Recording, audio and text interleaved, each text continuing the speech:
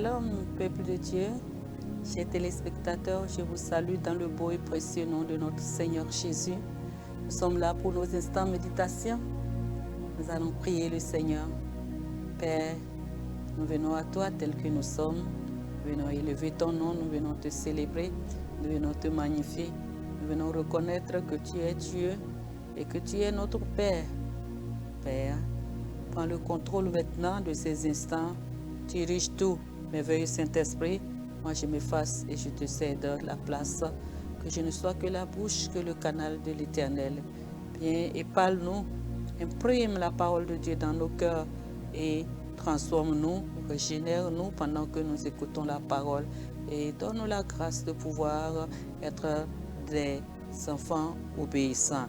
Nous ne serons pas des auditeurs, des téléspectateurs oublieux, mais nous allons mettre en nous. Nous allons être disposés, rends-nous disposés et disponibles pour recevoir et que ta parole produise des fruits dans nos vies. Merci Seigneur. Au nom de Jésus, nous avons prié. Amen. C'est lui le sauveur de mon âme. Oh Jésus, oui Jésus, il est le sauveur de mon âme. Et je veux toujours l'aimer. Jésus, Jésus, oh Jésus, Jésus, oh Jésus, tu es le sauveur de mon âme et je veux toujours t'aimer. Tu es le Seigneur de ma vie, oh Jésus, oui Jésus, c'est toi le Seigneur de ma vie et je veux toujours t'aimer. Grâce infinie de notre Dieu qui un jour m'a sauvé. J'étais perdu, errant de lieu en lieu, quand il m'a retrouvé.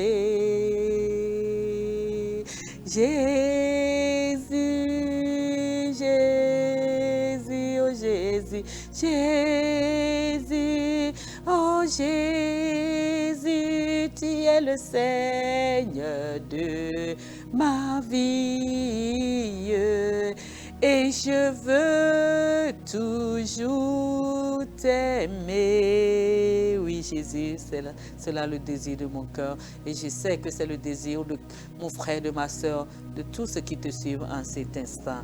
Prends le contrôle de nos vies et nous voulons t'aimer parce que tu nous as aimés le premier. Merci Jésus. Au nom de Jésus, nous avons adoré.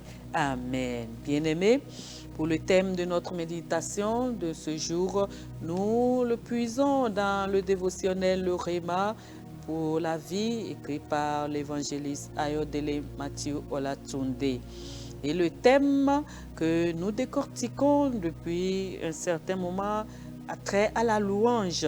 Nous avions vu que la louange produit des merveilles.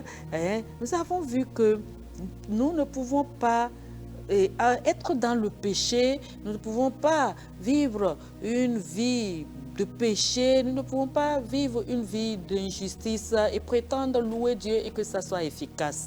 Donc aujourd'hui, nous allons encore approfondir ce thème, les facteurs qui rendent la louange efficace. Et le texte de base pour ce jour se trouve dans le Psaume chapitre 100, le verset 1 à 5. Psaume chapitre 100, verset 1 à 5, que je lis. Poussez vers l'Éternel des cris de joie, vous tous habitants de la terre. Servez l'Éternel avec joie. Venez avec allégresse en sa présence. Sachez que l'Éternel est Dieu. C'est lui qui nous a fait et nous lui appartenons. Nous sommes son peuple et le troupeau de son pâturage. Entrez dans ses portes avec des louanges, dans ses parvis avec des cantiques. Célébrez-le, bénissez son nom, car l'Éternel est bon. Sa bonté dure toujours et sa fidélité de génération en génération. Amen. La parole de Dieu est douce. Elle est douce. Je comprends pourquoi le psalmiste peut dire « Ta parole est douce à mon palais, plus que le miel. » Oui, elle est douce quand nous la lisons, quand nous sommes en train de la lire. Elle a un effet spirituel, elle n'est pas directe dans nos vies. Puisse le Seigneur nous aider à nous intéresser davantage à la lecture de la parole. Nous passons aux commentaires. Donc le thème, c'est les facteurs qui rendent la louange efficace. Alors, Jacques chapitre 5, verset 13 nous dit « Quelqu'un parmi vous est-il dans la souffrance? Qu'il prie. Quelqu'un est-il dans la joie? Qu'il chante des cantiques. Quelqu'un est-il dans la joie? Qu'il chante des cantiques. » Ce qui veut dire quoi? Que les chansons ont un lien avec la joie, n'est-ce pas? La louange est stérile, improductive et inutile si elle n'est pas fondée sur le bonheur et la joie. Pour qu'elle soit efficace et porte des fruits, la louange doit venir d'un cœur heureux, joyeux, gai ou enjoué. En effet, il est possible de chanter des louanges à Dieu, de danser avec énergie et de ne rien en tirer. Autrement dit, il est possible de chanter et danser en vain. Offrir des louanges à Dieu avec un cœur rempli de murmures rend votre reconnaissance et vos actions de grâce stériles, inefficaces et improductives. Avez-vous entendu?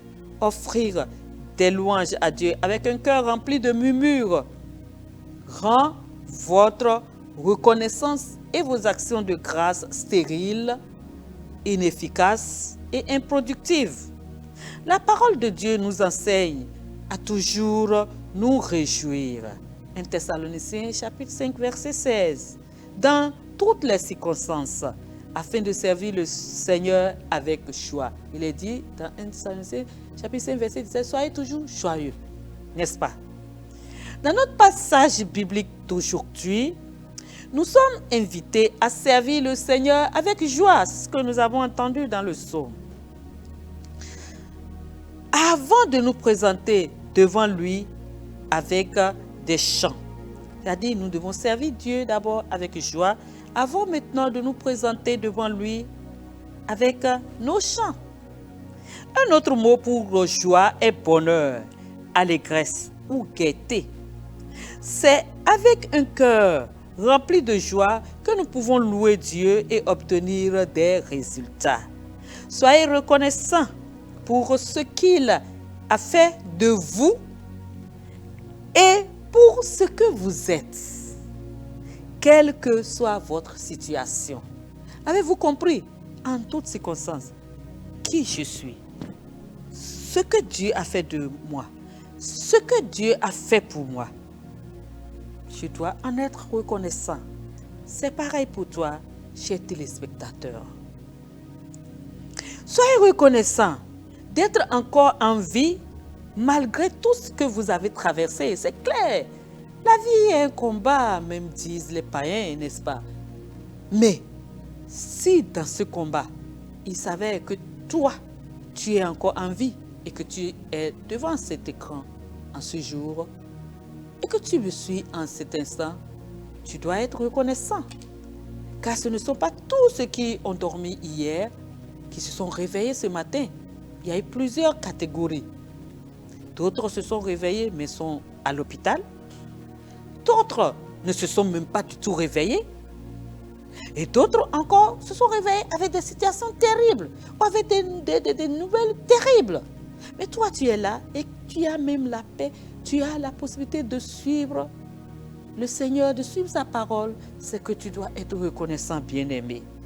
quelle que soit la situation que tu traverses, quelle que soit la situation que tu endures, tu dois être reconnaissant. Dans Jean chapitre 15, verset 11, Jésus nous dit, « Je vous ai dit ces choses afin que ma joie soit en vous et que votre joie soit parfaite. » Jésus veut que notre joie soit parfaite. Dans Jean chapitre 16, verset 24, il nous dit, « Jusqu'à présent, vous n'avez rien demandé en mon nom. Demandez et vous recevrez afin que votre joie soit parfaite. » Vous savez que la joie, bien-aimée, fait partie des fruits de l'esprit. Ça fait partie des fruits de l'esprit dans Galates chapitre 5, verset 22. Mais le fruit de l'esprit, c'est même le premier qui a été cité. Le deuxième plutôt. L'amour, la joie. Mais le fruit de l'esprit, c'est l'amour, la joie. La joie fait partie du fruit de l'esprit. Donc tu dois venir devant Dieu avec joie. Tu dois le servir avec joie. Et le psaume chapitre 150 verset 6 nous dit que tout ce qui respire loue l'Éternel. Le simple fait que Dieu vous ait gardé en vie est la preuve qu'il a un plan pour vous. D'accord? Ne permettez pas au diable de vous voler votre joie. Non.